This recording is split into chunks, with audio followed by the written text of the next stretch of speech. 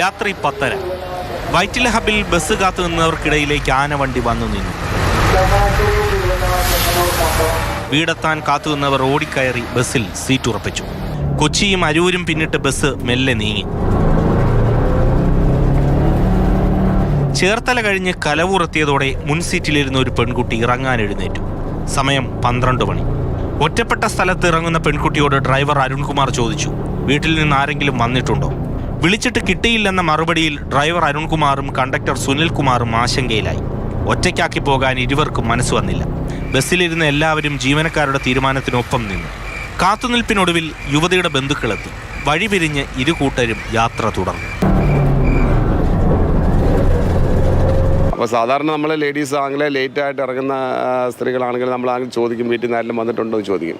അപ്പോൾ പറഞ്ഞ് ഞാൻ വിളിച്ചിട്ടുണ്ട്, അപ്പോൾ നെറ്റിൻ്റെ പ്രശ്നം കാരണം വിളിച്ച് കിട്ടിയില്ലെന്ന് തോന്നുന്നു.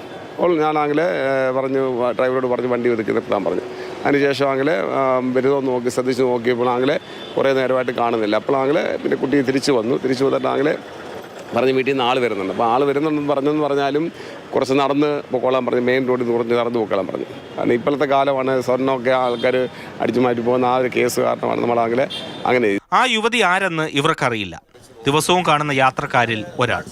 എന്നാൽ വഴിയരികിൽ ഒറ്റപ്പെട്ടു പോയ ആ പെൺകുട്ടിയുടെ മനസ്സിൽ അമ്മ തണലാകും ഉറപ്പായും ആനവണ്ടി.